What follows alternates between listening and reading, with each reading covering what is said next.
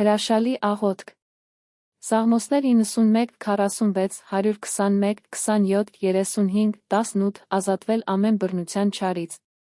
Եթե այս պահին զգում եք, որ անտեսանելի շղթաներ են պահում ձեզ, եթե ձեր կյանքում կա մի ուժ, որը ձեզ թույլ չի տալիս առաջ շարժվել, եթե խավարը փորձում է ձեզ ընկճել, այս աղոթքը ձեզ համար է։ Այսօր մենք կաղոթենք ամենահզոր սաղմոսներով, որոնք դարերի ընթացքում ազատագրել են միլիոնավոր հոգիներ։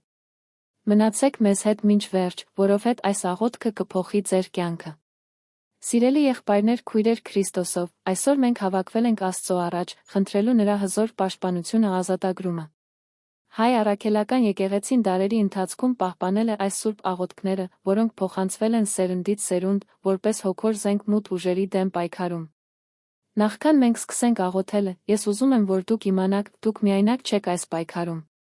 Աստված տեսնում է ձեր ցավը, լսում է ձեր լռությունը, նա այստեղ է, ձեզ ազատագրելու համար։ Այն շղթաները, որոնք կապում են ձեզ, այն խավարը, որը շրջապատում է ձեզ, այն բռնությունը, որը տանջում է ձեր հոգին, այսօր կխզվեն Աստծո անունով։ Եկեք սկսենք Սաղմոս 91-ով, որը համարվում է ամենահզոր պաշտպանության աղոթքը։ Այս սաղմոսը խոսում է Աստծո թերի ստվերում ապրելու մասին, այնտեղ, որտեղ ոչ մի չարիք չի կարող մեզ հասնել։ Ով որ բնակվում է Բարձրյալի օգնության մեջ, ամենակալի հովանու տակ կլինի։ Ես կասեմ Տիրոջը, իմ ապավենն ու իմ ամրոցն ես, իմ Աստվածն է, նրան կվստահեմ։ Որովհետև նա քեզ կազատագրի որսորդի թակարդից ապականից ժանտախտից։ Իր փետուրներով քեզ կծածկի, նրա թերի տակ կապավինես։ Նրա ճշմարտությունը քեզ համար վահան զրահ կլինի։ Այս խոսքերը պարզ չեն, սիրելիներ։ Դրանք խոսում են մի իրականության մասին, որը շատերս չենք տեսնում մեր աչքերով, բայց որը գործում է մեր շուրջը։ Հոգոր աշխարհը իրական է, այն ազդում է մեր ֆիզիկական կյանքի վրա։ Բայց երբ մենք մտնում ենք Աստծո պաշտպանության մեջ, երբ մենք ապրում ենք նրա հովանու տակ, ոչ մի խավարի ուժ չի կարող մեզ վնասել։ Եթե դուք այս պահին լսում եք այս աղոթքը, զգում եք, որ ինչ-որ բան փոխվում է ձեր սրտում, եթե զգում եք խաղաղություն կամ թեթություն, խնդրում եմ, թողեք մեկնաբանություն, գրելով ամեն։ Ձեր հավատքը կշարունակի բերել օրհնություն ձեր կյանք։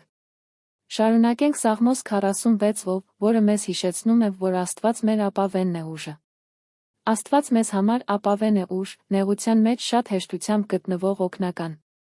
Դրա համար չենք վախենա, թե երկիրը փոխվի, լեռները տեղափոխվեն ծովերի սրտում։ Թող գոռան խռովեն նրա ջրերը, թող լեռները սարսափեն նրա բարձրությունից։ Կա գետ, որի հոսանքները ուրախացնում են Աստծո քաղաքը, Բարձրյալի սուրբ բնակարանները։ Այս սաղմոսը մեզ սովորեցնում է չվախենալ։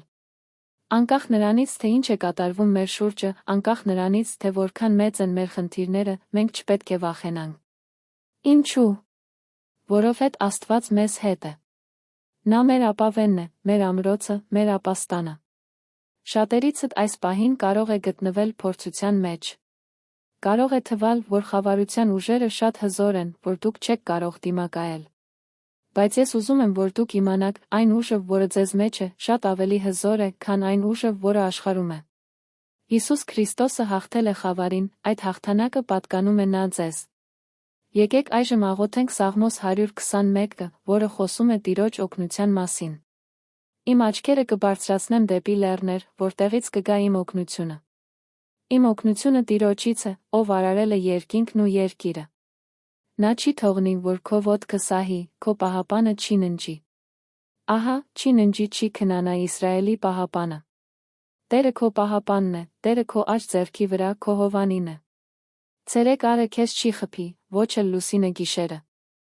Այս սաղմոսը մեզ վստահեցնում է, որ Աստված երբեք չի քնում։ Նա միշտ արթուն է, միշտ հսկում է մեր վրա։ Երբ մենք քնած ենք, նա մեզ պահպանում է։ Երբ մենք արթուն ենք, չգիտենք, թե ինչ անել, նա մեզ ուղղորդում է։ Նրա աչքերը միշտ մեզ վրա են, նրա սերը մեզ շրջապատում է։ Եթե դուք ցանկանում եք ավելի խորանալ Աստծո խոսքի մեջ, ամեն օր ստանալ հոգոր սնունդ, մի մոռացեք բաժանորդագրվել մեր ալիքին։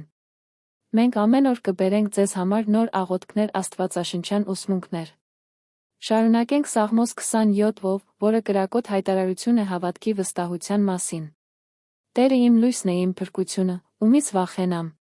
Տերը իմ կյանքի ամրությունն է, ումից սարսափեմ։ Երբ չարագործները մոտեցան ինձ, իմ մարմինը ուտելու համար, իմ թշնամիներն ու հակառակորդները, նրանք իսկ սայթաքեցին ու ընկան։ Եթե բանակ էլ հանեմ իմ դեմ, իմ սիրտը չի վախենա։ Եթե պատերազմ բարձրանա իմ դեմ, դրանում էլ ես կվստահեմ։ Ինչպիսի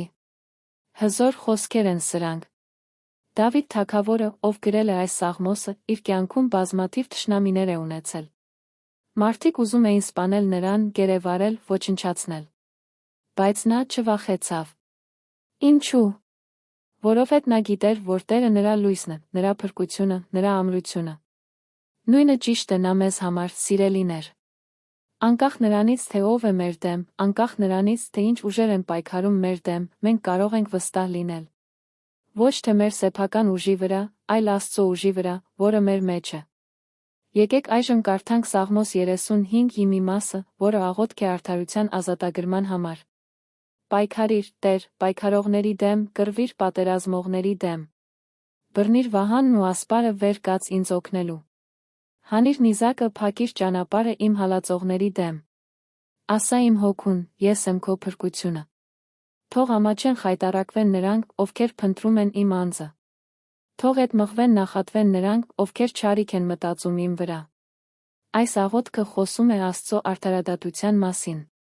Երբ մենք զոհ ենք դառնում անարդարության, երբ մարդիկ կամ ուժեր փորձում են մեզ վնասել, մենք կարող ենք դիմել Աստծուն արդարություն խնդրելու համար։ Մենք չպետք է վրեժ լուծենք, չպետք է ատենք։ Մեր գործն է աղոթել, Աստծո գործն է արդարություն բերել։ Վերջապես, եկեք կարդանք Սաղմոս 18-ի մի մասը, որը փառաբանություն է Աստծո ազատագրման համար։ Տերը իմ ժայռն է, իմ բերդն ու իմ փրկիչը, իմ Աստվածը, իմ ժայռը, որին կապավինեմ, իմ վահանն ու իմ փրկության եղջյուրը, իմ բերդը։ Կգանչեմ փառաբանելի Տիրոջը, կփրկվեմ իմ թշնամիներից։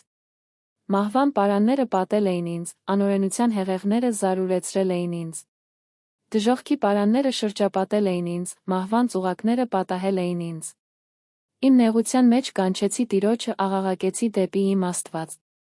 Նա լսեց իմ ձայնը իր տաճարից, իմ աղաղակը նրա առջ հասավ նրա ականջներին։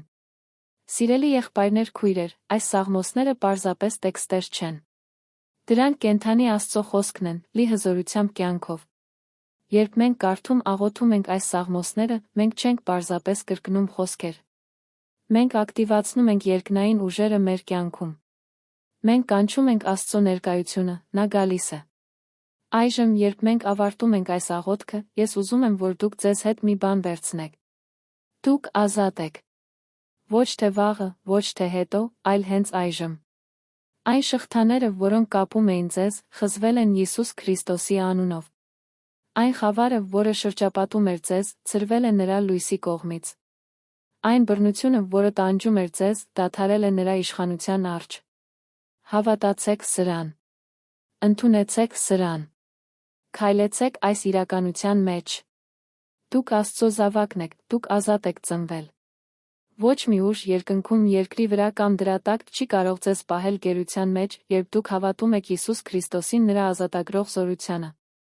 Ես աղոթում եմ, որ այս սաղմոսների խոսքերը խորապես արմատավորվեն ձեր սրտերում։ Ես աղոթում եմ, որ դուք յուրաքանչյուր օր արթնանաք, գիտակցելով Աստծո ներկայությունը ձեր կյանքում։ Ես աղոթում եմ, որ դուք քայլեք հավատքով, ոչ թե տեսողությամբ, վստահելով, որ նա, ով սկսել է բարի գործը ձեր մեջ, կավարտի այն Հիսուս Քրիստոսի օրվա համար։ Ամեն։